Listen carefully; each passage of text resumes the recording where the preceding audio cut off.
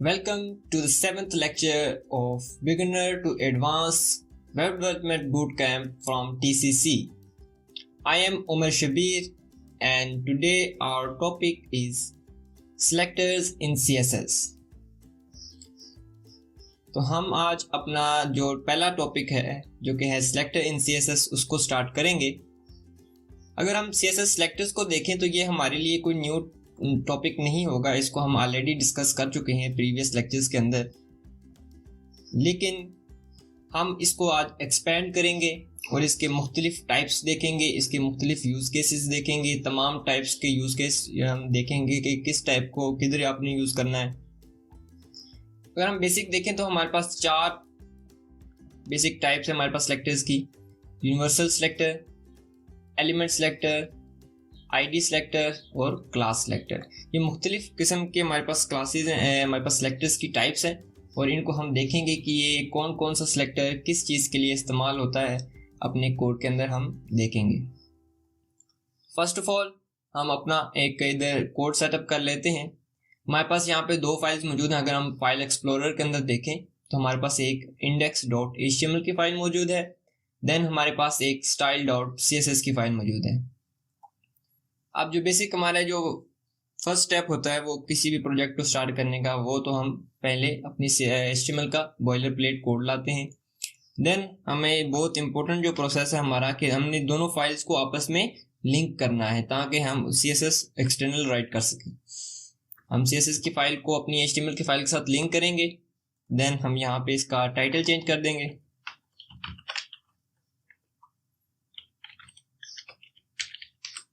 अब हम यहाँ पे बॉडी के अंदर यहाँ पे कुछ हम एलिमेंट्स बना लेते हैं जिनको हम टारगेट करेंगे अपने सेलेक्टर्स के साथ।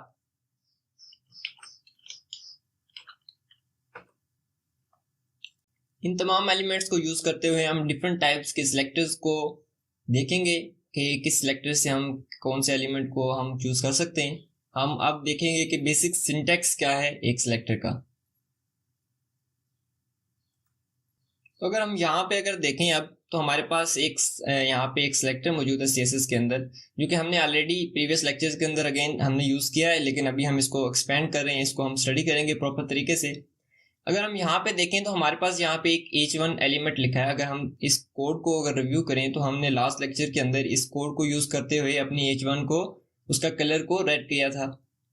तो अगर हम इसको एवेल्यूएट करें, एनालिसिस करें इसका, तो हमारे पास ये जो यहाँ पे मौजूद है ये एक हमारा सिलेक्टर है कि हम अपने CSS को बता रहे हैं कि हमें इस एलिमेंट को सिलेक्ट करना है। देन उसके अंदर हमारे पास कर्ली ब्रेसेस आ जाएंगी और कर्ली ब्रेसेस के अंदर जो भी CSS का कोड होगा हमारा वो जाएगा, यानी कि प्रॉपर्टी और उसकी वैल्यू जाएगी। ये हमने फर्स्ट लेक्चर जो CSS का था उसके अंदर डिस्कशन की थी इसकी। अगर दोबारा हम इसको देख रहे हैं कि हमने सेलेक्टर्स का बेसिकली सिंटैक्स हमारा क्या होता है। अभी हम मूव फॉरवर्ड करते हैं अपने फर्स्ट टाइप ऑफ सेलेक्टर के बारे में, जो कि है हमारा universal selector. So, universal selector. The CSS universal selector selects all elements on a web page, applying styles universally without specifying to any particular element. For example, अगर हम इस syntax को यहाँ पे देखें तो इस syntax को यूज़ करते हुए हम अपने CSS के अंदर पेज के ऊपर मौजूद तमाम जो अपने हमारे पास एलिमेंट्स होते हैं उनकी हम कलर उसको सेट कर सकते हैं। बेसिकली यूनिवर्सल सेलेक्टर का वर्क ही ये है कि वो वेब पेज के ऊपर मौजूद हर एक एलिमेंट को सिलेक्ट कर लेता है। डजेंट मैटर कि वो div है, h1 है, h2 है, h6 है, कोई उसमें मैटर ही नहीं करता। तमाम एलिमेंट्स को हम जो भी अब CSS प्रोवाइड करेंगे वो अप्लाई सबके सब एलिमेंट्स पे होगी। अगर हम यहाँ पे देखें तो हमारे पास यहाँ पे काफ़ी सारे divs हैं और हम इन divs को बेसिकली कुछ स्टाइल कर लेते हैं।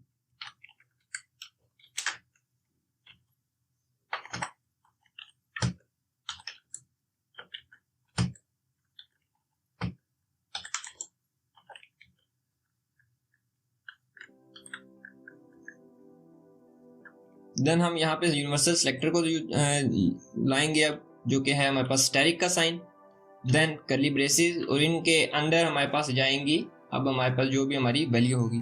अगर हम इस पे बैकग्राउंड कलर सेलेक्ट करते हैं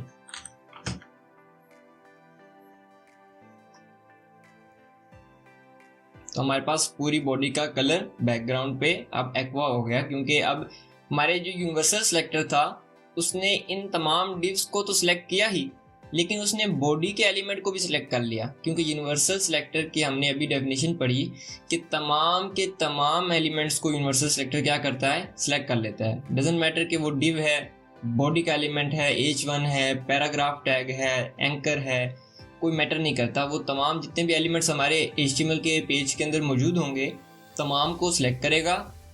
देन हम जो भी उस पर वैल्यू प्रोवाइड करेंगे वो उस पर वैल्यू अप्लाई कर देगा।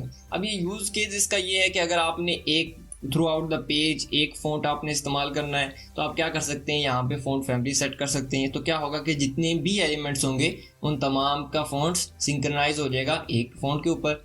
अगर आपने कोई कलर जिस तरह सेट करना है, अगर आपने टेक्स्ट का कलर सेट करना है तो आप टेक्स्ट का कलर एक ही जगह पे सेट कर सकते हैं। तो बेसिकली यूनिवर्सल सिलेक्टर क्या यूज़ केस ये है, आप इसमें ये कर सकते हैं।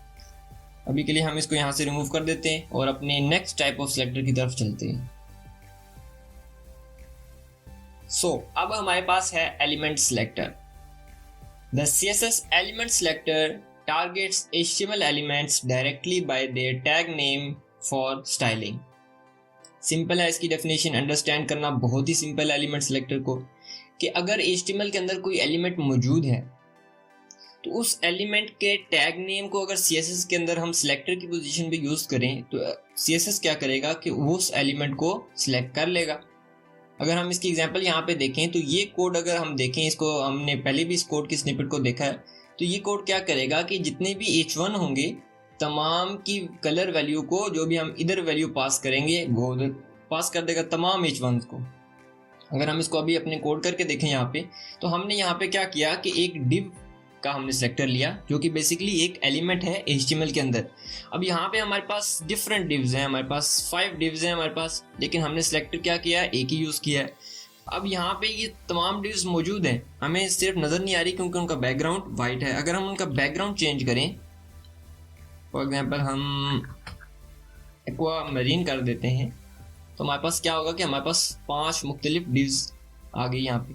अब ये 5 मुख्तलिफ डिव्स हैं, यहाँ पे इनमें बीच में स्पेस नहीं है, इस वजह से नहीं है क्योंकि हमने ऐड नहीं की।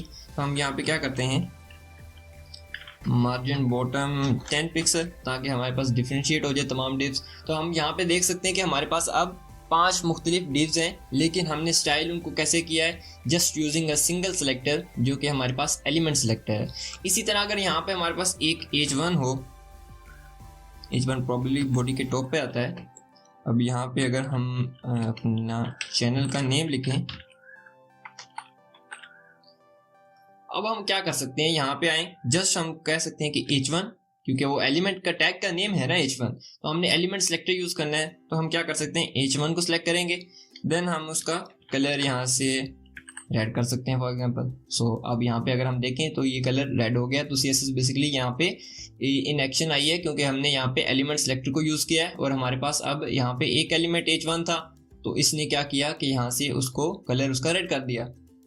लेकिन अब एलिमेंट सेलेक्टर्स को यूज़ करने की कुछ एक ड्रॉबैक जो आप कह लें, कौन कह लें, वो ये है कि अगर हमारे पास H1s होंगे तो CSS क्या करेगा कि क्योंकि एलिमेंट सेलेक्टर है तो इसका लॉजिक ये है कि जितने भी H1s हैं उन तमाम का कलर रेड हो जाए। अब यहाँ पे अगर हम देखें तो 2 H1s थे तो उनका कलर क्या हुआ, रेड हो गया। इसी तरह अगर हमारे पास यहाँ पे 100 हो, 200 H1s हो तो उन तमाम का हमारे पास कलर यहाँ पे रेड होगा। लेकिन अगर आप चाहते हैं कि आपको डिफरेंट कलर चाहिए इस H1 का और इस H1 का डिफरेंट कलर चाहिए, तो हमारी जो नेक्स्ट हमारी जो प्रॉपर्टी है, जो हमारा सेलेक्टर है, वो आपके जो आएंगे दोनों वो वर्क के अंदर आएंगे। तो अभी हम मूव करते हैं अपने नेक्स्ट सेलेक्टर की तरफ। So now ID selector. So basically ID selector अगर हम देखें तो इससे पहले हमने 2 मुख्तलिफ सेलेक्टर्स देखे, एक यूनिवर्सल और एक एलिमेंट सेलेक्टर। वो क्या था, उनका स्कोप थोड़ा सा ग्लोबल था, वो ज़्यादा एलिमेंट्स को टारगेट कर रहे थे। फॉर एग्जांपल अगर हम ग्लोबल अपने जो है हमारा यूनिवर्सल सेलेक्टर उसको देखें तो वो पूरे पेज पे जितने भी एलिमेंट्स थे उन सबको टारगेट कर रहा था। देन हमारे पास एलिमेंट सेलेक्टर था, वो एक टाइप के जितने भी एलिमेंट्स थे उस पेज के ऊपर उन सबको टारगेट कर रहा था। लेकिन जो अब हम सेलेक्टर देखने वाले हैं ये जस्ट एक ही एलिमेंट को टारगेट करता है, राइट, जस्ट सिंगल वन, एक टाइप के तमाम को नहीं, जस्ट एक एलिमेंट को। अगर HTML के अंदर हम देखें हमारे पास अगर H1 हो तो जस्ट एक इंस्टेंस जो होगी उस H1 की, उसको आईडी सिलेक्टर अपना टारगेट कर सकता है, मुख्तलिफ H1s को नहीं कर सकता। फॉर एग्जाम्पल अगर हम यहाँ पे देखें, इसकी डेफिनेशन थोड़ी सी रीड करते हैं। The CSS ID selector targets and styles an element with a specific unique identifier within an HTML document using the hash symbol followed by the ID name। अब यहाँ पे इसका सिंटैक्स यहाँ पे एक्सप्लेन किया गया है कि CSS के अंदर हम ID सिलेक्टर अगर हमने यूज करना हो तो हमने जो ID नेम दिया होगा अपने एलिमेंट को, उसके इन फ्रंट हमने हैश का सिंबल लगाना है। अब ID का नेम कैसे असाइन करते हैं एलिमेंट को, वो हम देख लेते हैं। फॉर एग्जाम्पल हमें ये सेकंड वाला H1 जो था, हमें ये नहीं चाहिए, हमें किसी और कलर के अंदर चाहिए। तो हम क्या कर सकते हैं कि अपने HTML के अंदर आएंगे और जो एलिमेंट हमें, जिस एलिमेंट के ऊपर हमें पर्सनलाइज्ड उसका स्टाइल चाहिए, उसके लिए हमने कस्टम स्टाइल कॉन्फ़िगर करना है। तो उस एलिमेंट के हम ओपनिंग टैग के अंदर आ जाएंगे, या अगर जिस तरह इमेज टैग है, एंकर टैग है, जिनका जस्ट एक ही टैग होता है, तो हम क्या करेंगे, उधर उसी टैग के अंदर आ जाएंगे। और यहाँ पे अब हम ऐड करेंगे एट्रीब्यूट। ठीक है, एट्रीब्यूट हमने एक्सप्लेन किया था HTML के अंदर, ये आप वीडियोस को रिवाइज कर सकते हैं। तो एट्रीब्यूट बेसिकली हम यहाँ पे कौन सा ऐड करेंगे, आईडी का एट्रीब्यूट ऐड करेंगे, और आईडी का एट्रीब्यूट ऐड करके हम यहाँ पे इसको एक नेम देंगे, जिसका कि हम यहाँ पे कह सकते हैं सेकंड H1, कि हमारे पास ये जो H1 की सेकंड इंस्टेंस है, ये वाली पहली थी और ये वाली हमारे पास सेकंड है। सॉरी, फर्स्ट नहीं, सेकंड, कंप्लीटली रॉन्ग मैंने कर दिया, मैंने H2 कर दिया, लेकिन H1 है हमारे पास, तो हम इसको H1 रखेंगे, सेकंड H1, यानी कि H1 की दूसरी इंस्टेंस। अब यहाँ पे ये नेम कुछ भी हो सकता है, आपको कोई लॉजिकल, आपकी जो लॉजिक बन रहा है आपने उधर ये एक्सप्लेन करना है, आपने कोई यहाँ पे सेट ऑफ रूल्स नहीं है जो आपने फॉलो करने हैं। जस्ट यहाँ पे आप कोई भी नंबर पास डाउन कर सकते हैं, कोई भी आप टेक्स्ट यहाँ पे पास कर सकते हैं, जस्ट वो पास करें जो आपको बाद में याद रहे, आपके लिए CSS के अंदर वर्क करने के लिए इजी हो। यहाँ पे इस एलिमेंट को वो नेम दे। तो हम अपने CSS के अंदर आते हैं और यहाँ पे अब क्योंकि हमने ID सिलेक्टर यूज करना है, तो अभी हमने डेफिनेशन में देखा था कि अगर ID सिलेक्टर आपने यूज करना हो तो आप कौन सा साइन करते हैं, in front of ID name hash का साइन, हैश डालेंगे। देन हमारा जो ID नेम था सेकंड H1, देन हमारे पास जो नॉर्मल CSS सिंटैक्स है करली ब्रेसेस के अंदर उसका आएगा हमारा कोड, और यहाँ पे हम इसको कलर, और हम यहाँ से इसका कलर फॉर एग्जांपल ब्लू कर लेंगे। अब अगर हम देखें तो हमारा जो सेकंड वाला था H1, उसका कलर क्या हुआ, ब्लू हो गया। तो ये बेसिकली ID सिलेक्टर है कि किसी एक एलिमेंट को कोई कस्टम स्पेसिफिक आपने स्टाइल देना हो, अगर वो आप दे सकते हैं। अगर हमने एलिमेंट सिलेक्टर यूज किया है वो तमाम को दे रहा है, लेकिन अगर हम एक एलिमेंट को ID दे के कोई स्टाइल देंगे तो क्या होगा, उस एलिमेंट के ऊपर ID वाला स्टाइल अप्लाई होगा, एलिमेंट सिलेक्टर वाला स्टाइल अप्लाई नहीं होगा, क्योंकि ID मोर पर्सनलाइज्ड है और जो एलिमेंट सिलेक्टर है इसका ग्लोबल है स्कोप।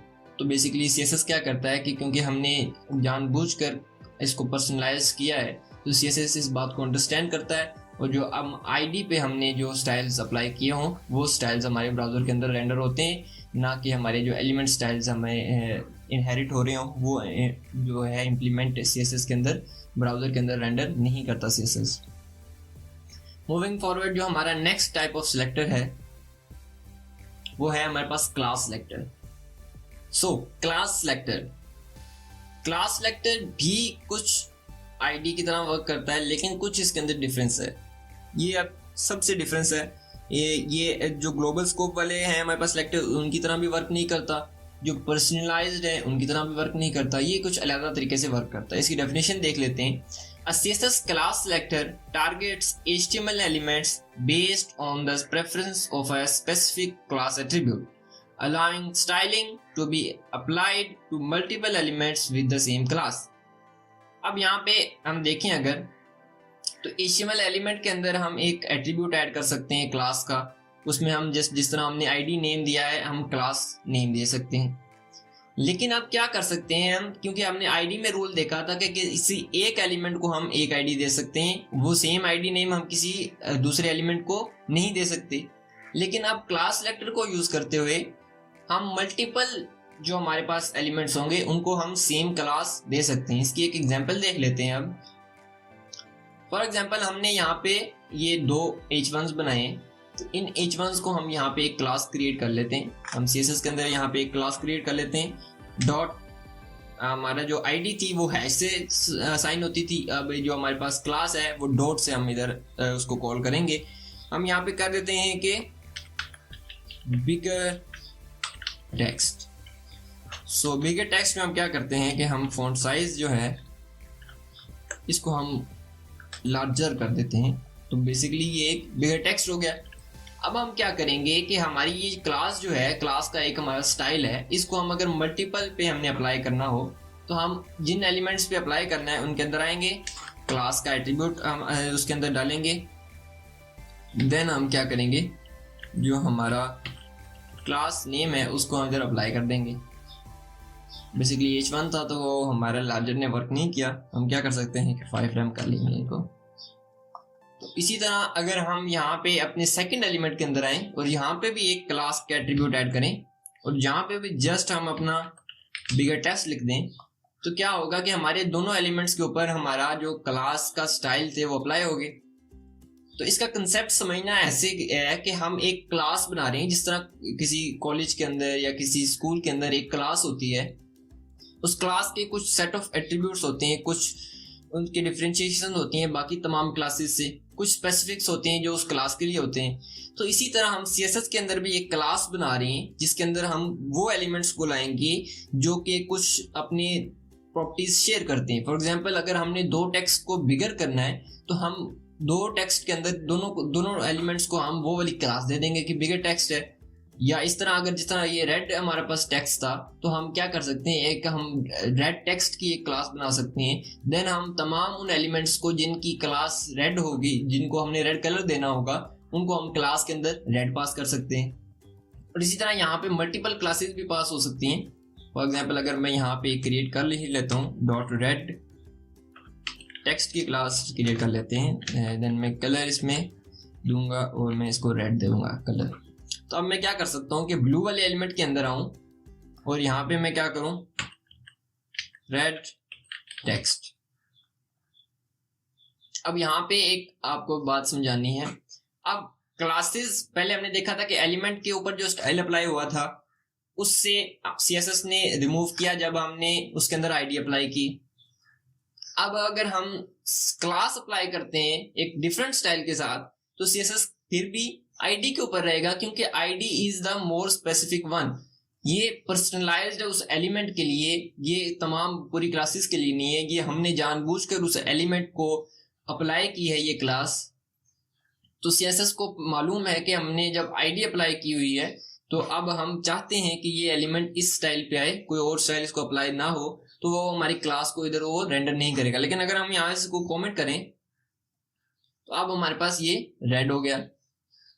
तो इस तरह मल्टीपल क्लासेस भी आप इधर ऐड कर सकते हैं। अगर हमने देखें यहाँ पे अगर दो क्लासेस ऐड हैं तो इसी तरह यहाँ पे मैं स्पेस दे के एक और क्लास ऐड कर सकता हूँ। तो इस तरह अगर आप लोग समझें तो हम मुख्तलिफ अपने जो स्टाइल्स हैं उनको हम क्रिएट कर सकते हैं अपने CSS के अंदर, जिनकी जस्ट हम क्लासेस तैयार कर लें और उन क्लासेस को हम बार बार तमाम एलिमेंट्स के ऊपर अप्लाई करें ताकि हमारा जो कोड है वो ड्राई हो जाए। Dry DRY which mean is equals don't repeat yourself.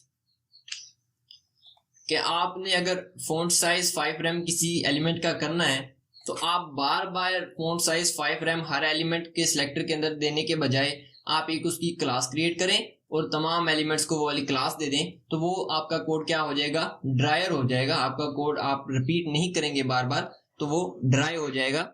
आप अपने आप को रिपीट नहीं कर रहे होंगे। Dry means don't repeat yourself. अगर हम यहाँ से इसको कमेंट करें, क्योंकि ये टेक्स्ट यहाँ पे बहुत बुरा लग रहा है बड़ा होके, तो हम यहाँ से क्या करते हैं, इसको कमेंट कर लेते हैं और हम मूव करते हैं अपने एक और सिलेक्टर के अंदर, जो कि हमने बेसिक जो हमने 4 देखे थे टाइप्स उसके अंदर हमने नहीं देखा, लेकिन अब हम इसको ऐड कर रहे हैं। बेसिकली ये बेसिक सिलेक्टर्स के अंदर से नहीं आता, ये एक अलग टाइप है, एक आप कह सकते हैं कि हाइब्रिड है। तो हम इसको अब देखेंगे। अब हमारे पास एक सिलेक्टर है जो कि हमने फर्स्ट स्लाइड के अंदर नहीं देखा था, जिसके अंदर मेंशंस थे तमाम सिलेक्टर्स। ये एक एक्स्ट्रा है क्योंकि ये एक हाइब्रिड सिलेक्टर है, बेसिकली बेसिक टाइप के अंदर से नहीं आएगा। अगर हम इसको देखें तो ये है हमारे पास डिसेंडेंट सेलेक्टर। इसकी डेफिनेशन देखेंगे कि the CSS descendant selector selects all elements that are descendants of a specified element। तो बेसिकली ये एक खुद सिलेक्टर नहीं है, कोई न्यू टाइप नहीं है। जैसे हमने आईडी में देखा कि हमने हैश यूज करना है और हमने क्लास में देखा कि हमने एट्रीब्यूट ऐड करना है। तो डिसेंडेंट सेलेक्टर के अंदर हमने कोई एट्रीब्यूट नहीं ऐड करना, कोई स्पेसिफिक साइन नहीं ऐड करना। हमने जस्ट एक कॉन्सेप्ट को समझना है कि हम उन एलिमेंट्स को टारगेट कर रहे हैं कि जो एक स्पेसिफाइड पेरेंट के अंदर है। अपनी नेस्टिंग हमने देखी थी HTML के अंदर कि हम किसी भी एलिमेंट के अंदर किसी और एलिमेंट को डाल सकते हैं। अगर हमारे पास एक पैराग्राफ टैग है तो उस पैराग्राफ टैग के अंदर हम मैन एलिमेंट यूज कर सकते हैं। एक डिव एलिमेंट है, उस डिव के अंदर हम each1 डाल सकते हैं। तो वो एक डिसेंडेंट सेलेक्टर क्या करता है कि उस एलिमेंट को सिलेक्ट करता है जो कि एक स्पेसिफाइड पेरेंट के अंदर हो। इसका हम एग्जांपल अगर देखें, अगर हम तो हम HTML के अंदर थोड़ा सा सेटअप क्रिएट करते हैं कि इन दोनों हम each1 को यहाँ से क्या करेंगे, रिमूव कर देंगे। देन हम फर्स्ट एक H1 हम डालेंगे ऊपर, हम यहाँ पे लिखेंगे चैनल नेम। देन हम एक डिव के अंदर आ जाएंगे और यहाँ पे एक H1 क्रिएट करेंगे और यहाँ पे मैं अपना नेम लिख दूंगा। अब हमें क्या करना है, हम थोड़ी देर के लिए डिव स्टाइल्स को यहाँ से कमेंट करेंगे ताकि हम यहाँ पे डेमोन्स्ट्रेट कर सकें सही तरह। और यहाँ से इन एलिमेंट सेलेक्टर को भी हम रिमूव करेंगे और हम आईडी सेलेक्टर को भी रिमूव करेंगे ताकि हम जो डिफॉल्ट स्टाइलिंग्स है उस पर आ जाए। नेक्स्ट उस पर अब हम डिसेंडेंट सेलेक्टर को देखने के चाहेंगे कि अब अगर हम क्या करें, हम यहाँ पे लिखें कि H1 हमारे पास यहाँ पे मौजूद है, इसको यहाँ से हम ले आएंगे नीचे।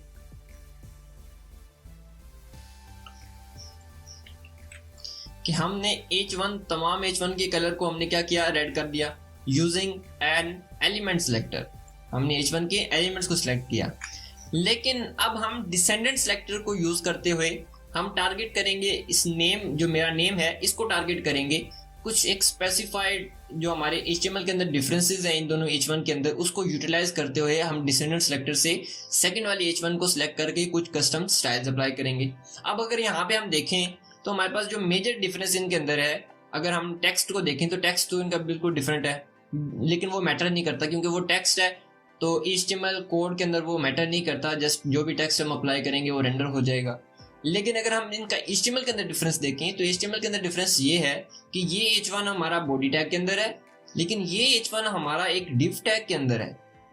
तो बेसिकली इस H1 का जो पेरेंट हुआ वो कौन हुआ, बॉडी टैग, लेकिन इस H1 का पेरेंट क्या हुआ, एक डिव। तो हम यहाँ पे डिसेंडेंट सेलेक्टर, क्योंकि हमने देखा था कि एक डिसेंडेंट सेलेक्टर को यूज करके हम एक एलिमेंट को सिलेक्ट कर सकते हैं एक स्पेसिफाइड पेरेंट के रिलेटेड। ठीक है, हम क्या कह सकते हैं कि हम कह सकते हैं कि एक डिव हो अगर, और उस डिव के अंदर एक अगर H1 हो तो उसका कलर ब्लू कर दे। हमने यहाँ पे देखेंगे कि हमारा जो सेकंड वाला हाइडिंग थी H1, उसका कलर ब्लू हो गया क्योंकि वो एक डिव के अंदर है। यहाँ पे अगर हम देखें तो हमने इसका लॉजिक ऐसे क्रिएट किया कि डिव अगर हो एक और उस डिव के अंदर एक H1 हो तो उसका कलर ब्लू हो जाए। अगर हम यहाँ से इसको डुप्लीकेट कर लें और यहाँ पे हम लिख देते हैं वेब डेवलपमेंट, तो यहाँ पे अब जो सेकंड वाले डिव है वो उसका कलर भी ब्लू हो गया है। क्यों? क्योंकि ये भी एक डिव के अंदर है। हमने लॉजिक क्रिएट किया कि एक डिव के अंदर अगर H1 हो तो उसका कलर ब्लू हो, तो जितने भी डिव्स के अंदर H1 होंगे उन तमाम का कलर ब्लू हो जाएगा। लेकिन अब इस डिसेंडेंट सेलेक्टर को कुछ और स्पेसिफाई करने के लिए हम क्या कर सकते हैं कि हम इस डिव के अंदर, इस डिव को हम क्या कर सकते हैं कि आईडी का एट्रीब्यूट देंगे और यहाँ पे हम लिख देंगे सेकंड एलिमेंट, और हम यहाँ पे इस डिव के बजाय हम एक आईडी सेलेक्टर को यूज कर सकते हैं जिसमें हम लिखेंगे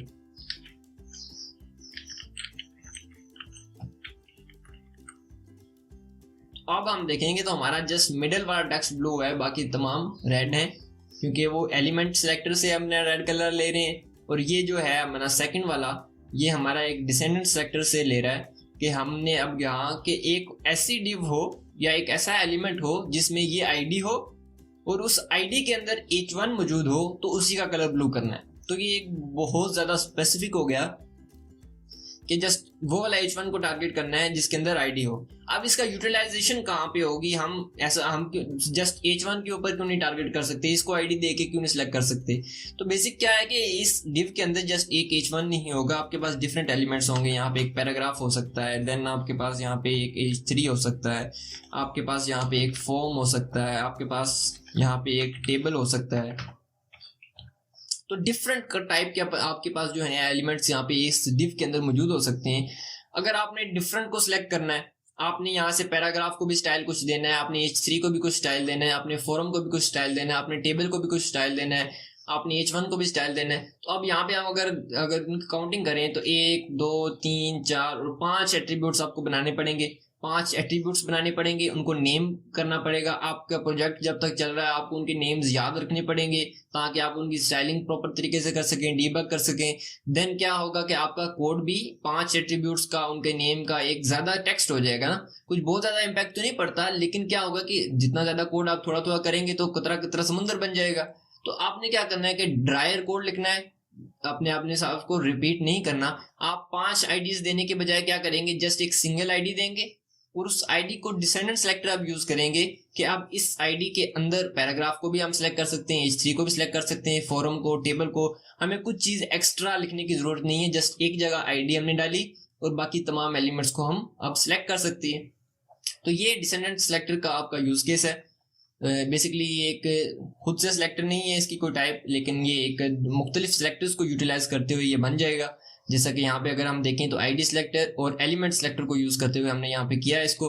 हम यहाँ पे क्लास सिलेक्टर को भी यूज कर सकते हैं, हम यहाँ पे यूनिवर्सल को भी कर सकते हैं। हम यहाँ पे यूनिवर्सल करने से कोई ऐसा सच डिफरेंस तो नहीं होगा, लेकिन हम क्या कर सकते हैं कि यहाँ पे हम क्लास सिलेक्टर भी यूज कर सकते हैं, एलिमेंट भी और आईडी भी। तो ये आपका बेसिक था आपका डिसेंडेंट सेलेक्टर। और अब हम अपना नेक्स्ट टॉपिक की तरफ मूव करेंगे। अब हमारे पास टॉपिक है सूडो क्लासेस। अब सूडो क्लासेस की हम डेफिनेशन को रीड आउट करते हैं, देन हम इसका कोड देखेंगे। अ सीएसएस सूडो क्लास, बेसिकली आप अगर नोटिस करें तो मैं पी को साइलेंट कर रहा हूं, तो पी साइलेंट है, सूडो नहीं है, सूडो क्लासेस को रीड आउट करेंगे। A CSS pseudo class is a keyword added to selectors that specified a special state of the selected element। क्या हम देखते थे कि CSS के अंदर हम किसी भी एलिमेंट को चूज करते थे, देन उसको हम स्टाइल कर देते थे। लेकिन अब सूडो क्लास हमें करेगी, हमें ये फंक्शनैलिटी ऐड करेगी हमारे पास कि हम एक एलिमेंट की किसी स्पेसिफिक स्टेट को हम उसको टारगेट कर सकें। फॉर एग्जाम्पल अगर हम यहाँ पे कोड के अंदर देखें तो इस कोड के अंदर क्या किया जा रहा है कि एक एलिमेंट की होवर स्टेट को कंट्रोल किया जा रहा है। फॉर एग्जाम्पल ये अगर मैं माउस लेके उस एलिमेंट के ऊपर जाऊं तो अब उस एलिमेंट की होवर स्टेट होगी। अगर होवर स्टेट हो तो उसका कलर चेंज कर दिया। तो बेसिकली हमारे पास मुख्तलिफ किस्म की हमारे पास सूडो क्लासेस हैं, 4 आज हम देखेंगे, जिनमें है हमारे पास होवर, एक्टिव, चेक्ड और nth ऑफ टाइप। इन सब को हम देखेंगे कि हमारे पास ये क्या क्या करेंगी। यहां से हम इन सब को हम कर देंगे रिमूव।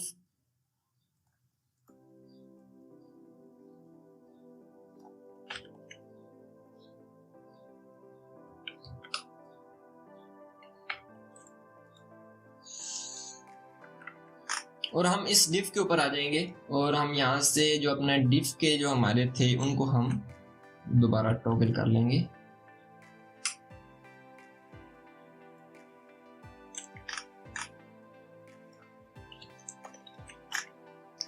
अब अगर हम यहाँ पे देखें तो हमने यहाँ पे 4 डिव्स को एक कुछ स्टाइल अप्लाई किया हुआ है एलिमेंट सिलेक्टर को यूज करते हुए।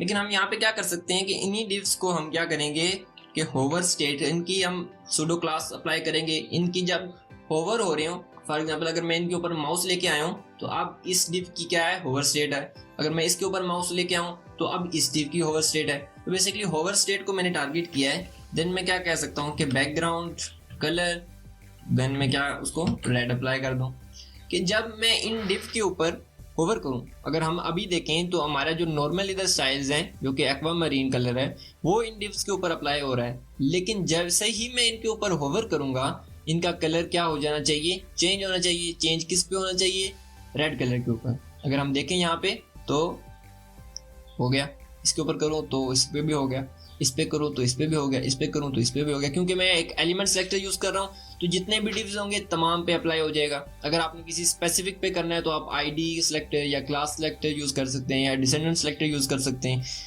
लेकिन अभी मैं डेमोन्स्ट्रेशन के लिए एलिमेंट सेलेक्टर यूज कर रहा हूँ। और यहाँ पे अब हम देख रहे हैं कि अब जिससे ही मैं होवर कर रहा हूँ इस एलिमेंट के ऊपर तो इसका कलर चेंज हो रहा है।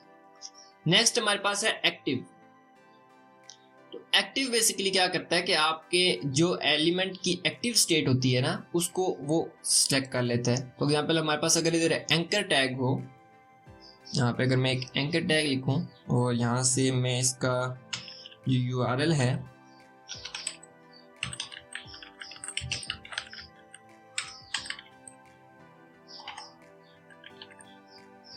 और इसका जो टेक्स्ट है वो चला जाएगा।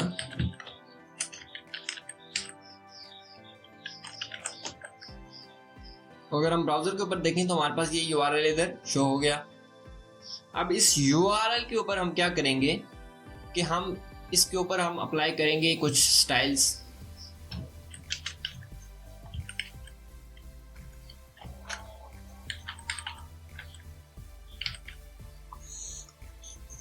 और अगर मैं देखूं इसके ऊपर मैं क्लिक करूं तो अब इसका कलर रेड हो रहा है, क्योंकि अब ये एक्टिव है, क्योंकि मैंने इसकी स्टेट को क्या किया है, एक्टिव कर लिया है।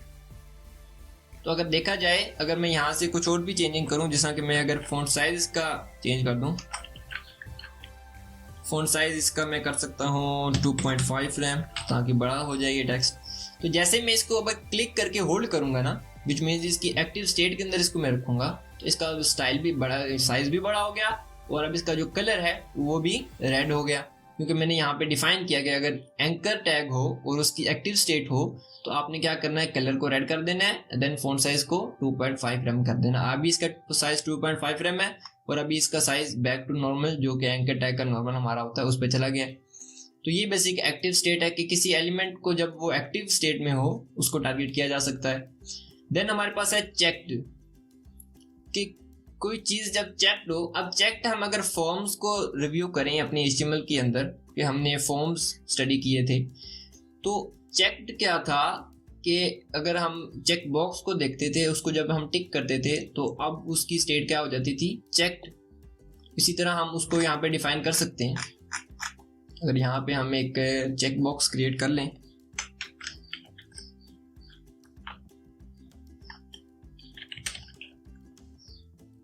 हमारे पास यहाँ पे एक चेक बॉक्स आ गया। अगर मैं इसको सिलेक्ट करूं तो इसका कलर अब क्या है, ब्लू। लेकिन मैं क्या कर सकता हूं कि यहाँ पे मैं लिखूं इनपुट चेक्ड, विच मीन्स अगर मैं इसको चेक करूं तो इसका मैं यहाँ से कलर इसका जो है फ्लिप कर सकता हूं एक न्यू कलर के ऊपर, और ऑफकोर्स कलर इसकी प्रॉपर्टी नहीं आएगी, इसकी प्रॉपर्टी आएगी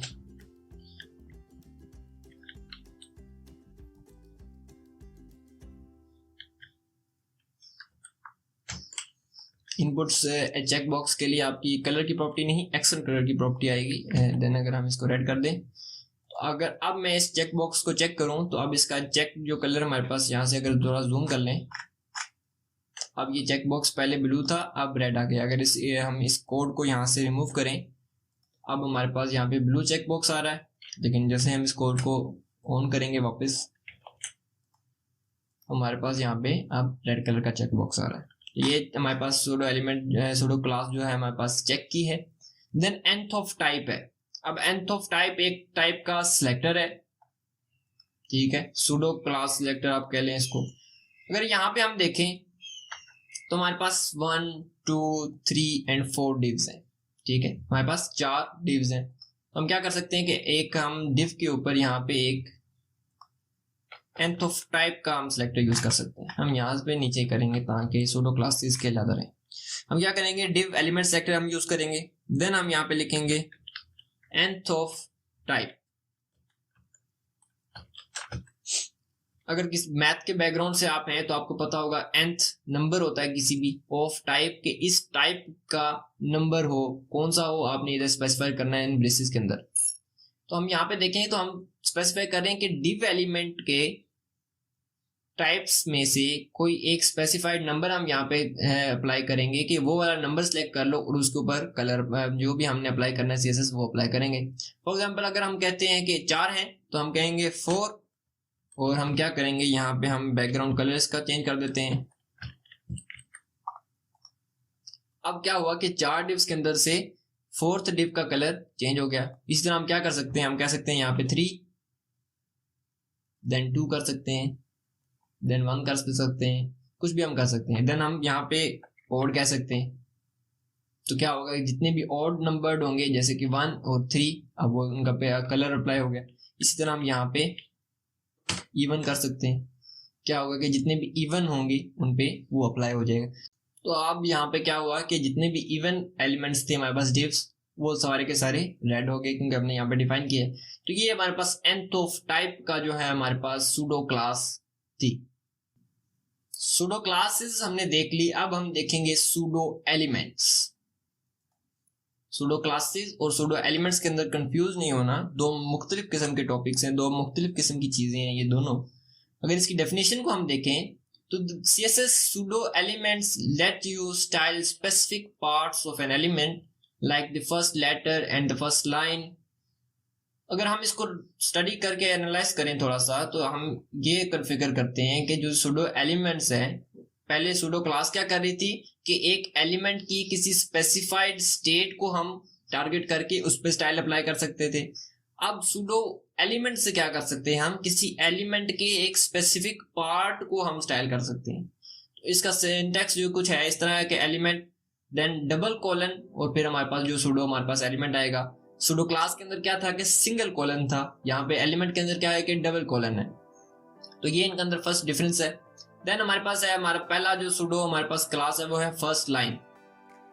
इसको अगर हम देखेंगे अपने कोड के अंदर तो हम क्या कर सकते हैं कि अपने यहाँ पे नीचे आ जाएंगे और यहाँ पे एक पैराग्राफ ऐड कर लेंगे हम, जस्ट से फ्लोरम 30 और यहाँ से इन डिव्स को हम थोड़ी देर के लिए कमेंट आउट कर देते हैं ताकि हम इस कोड को अच्छी तरह देख सकें। तो अब क्या है कि हमारे पास एक छोटा सा यहाँ पे पैराग्राफ आ गया है। फर्स्ट ऑफ ऑल तो हम क्या करते हैं कि इसको डेमोन्स्ट्रेट करने के लिए हमें इसका कुछ डिफॉल्ट स्टाइल्स अप्लाई करने पड़ेंगे। हम विड्थ इसकी कर देंगे 80 पिक्सल, नहीं बहुत कम हो गई, 150 में भी, मे बी 250 या 250 वर्क्स। तो अब 250 पिक्सल हमने कर लिया। अब हम यहाँ पे कुछ सूडो एलिमेंट अप्लाई कर सकते हैं जो कि है फर्स्ट लाइन। पहले हमने सूडो एलिमेंट अप्लाई करना है, हम p लिखेंगे, जो भी हमारा सिलेक्टर होगा हम एलिमेंट सिलेक्टर यहाँ पे यूज कर सकते हैं, क्लास अपना आईडी सिलेक्टर यहाँ पे यूज कर सकते हैं, डिसेंडेंट के अंदर भी ये यूज हो सकता है। तो कोई भी सिलेक्टर हम लिखेंगे, हम पैराग्राफ पे वर्क कर रहे हैं, हमारे पास सिंगल एक ही पैराग्राफ है तो हम जस्ट एलिमेंट सिलेक्टर यहाँ पे यूज कर लेंगे। हम यहाँ पे कर सकते हैं फर्स्ट लाइन, देन हम यहाँ पे कलर रेड। अब क्या हुआ कि पैराग्राफ की जो पहली लाइन थी उसका कलर क्या हो गया, रेड हो गया, क्योंकि हमने यहाँ पे उसको एक्सप्लेन किया है कि जो फर्स्ट लाइन होगी उसका कलर क्या करना है, रेड करना है। जस्ट एज सिंपल, नेम के अंदर इसके फर्स्ट लाइन, पहली लाइन को क्या करो, कलर उसका रेड कर दो। अगर यहाँ पे हम कुछ और डिफाइन करते हैं तो वो भी स्टाइल अप्लाई हो जाएगा। नेक्स्ट हमारे पास है फर्स्ट लेटर। अगर यहाँ पे हम देखें अगेन पैराग्राफ को सिलेक्ट करेंगे, double colons, first letter, then हम यहाँ पे कर सकते हैं कलर लेट्स से ब्लू। इसको हम क्या करते हैं कि इसका फॉन्ट साइज जो है इसका थोड़ा सा हम इंक्रीज कर देते हैं, लेट्स से लार्जर में भी, और हम कुछ अपने से इसको स्टाइल दे लेते हैं। तो अब क्या हुआ कि हमारा जो पैराग्राफ का पहला लेटर था उसको भी हमने यहाँ पे स्टाइल कर लिया और जो पहली लाइन थी उसको भी हमने स्टाइल कर लिया। तो अगर हम डेफिनेशन को दोबारा रिवाइज करें तो हमने पढ़ा था कि किसी एलिमेंट के स्पेसिफिक पार्ट्स को हम अलग करके स्टाइल दे सकते हैं। तो अगर इस पैराग्राफ को देखें तो ये एक एलिमेंट है ना, तो इसकी एक लाइन या एक इसका पहला लेटर हमारे पास क्या है, इसके स्पेसिफिक पार्ट्स हैं। तो यही वर्क है हमारे जो सूडो एलिमेंट्स हैं उनका, कि वो एक एलिमेंट को लें और उन पे स्पेसिफिक उसके जो पार्ट्स हैं उनको वो स्टाइलिंग अप्लाई करें, कस्टम स्टाइलिंग अप्लाई करें, जो कि हम प्रोवाइड करेंगे। नेक्स्ट हमारे पास जो है, हमारे पास लास्ट वो है हमारे पास सूडो एलिमेंट सिलेक्शन का। हम क्या कह सकते हैं कि पी सिलेक्शन, देन हम कर सकते हैं बैकग्राउंड कलर में बी रेड। अगर हम देखें तो इस पैराग्राफ के ऊपर तो अभी एज सच कोई डिफरेंस नहीं आया, लेकिन जैसे ही हम इसको सिलेक्ट करेंगे तो अब ये हमारा बैकग्राउंड कलर क्या हो रहा है, रेड हो रहा है। और यहाँ पे हमारे पास क्योंकि ब्लू है तो उसको वो ब्लू कर रहा है। अगर हम इसको कमेंट आउट करें तो हम देखते हैं कि हमारी सिलेक्शन ब्लू में आ रही है, लेकिन अगर हम इसको दोबारा से ऑन कर लें तो हमारी अब सिलेक्शन रेड में आएगी, क्योंकि हमने उसको डिफाइन किया है कि सिलेक्शन जो है हमारी अब वो बैकग्राउंड कलर रेड हो। हम कुछ भी डिफाइन कर, अगर हम कलर यहाँ पे डिफाइन कर लें, हम लिख सकते हैं वाइट।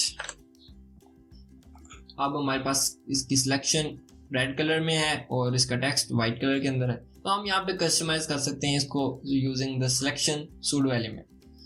तो ये था आज का हमारा टॉपिक, जो इतने भी थे हमारे पास। हमने फर्स्ट ऑफ ऑल इसका अब समरी ले लेते हैं। तो हमने फर्स्ट ऑफ ऑल तो स्टडी किया different type of selectors, universal selector, element selector. Then हमने स्टडी किए इसके जो हमारे पास आईडी सिलेक्टर और हमारे पास क्लास सिलेक्टर। देन उसके बाद हमने स्टडी किया कि डिसेंडेंट सिलेक्टर कैसे क्रिएट किए जाते हैं और वो वर्क कैसे करते हैं। उसके बाद हमने मूव ऑन किया अपने क्लासेस के ऊपर, सूडो क्लासेस के ऊपर। होवर, एक्टिव, चेक की सूडो क्लास हमने पढ़ी, nth ऑफ टाइप भी हमने देखा। उसके बाद हमने सूडो एलिमेंट्स पे मूव किया जो कि थे फर्स्ट लाइन, फर्स्ट लेटर और सिलेक्शन के। तो इस तरह आज का हमारा जो लेक्चर है वो कंक्लूड हो गया है और आपसे नेक्स्ट लेक्चर के अंदर मुलाकात होगी। Good bye.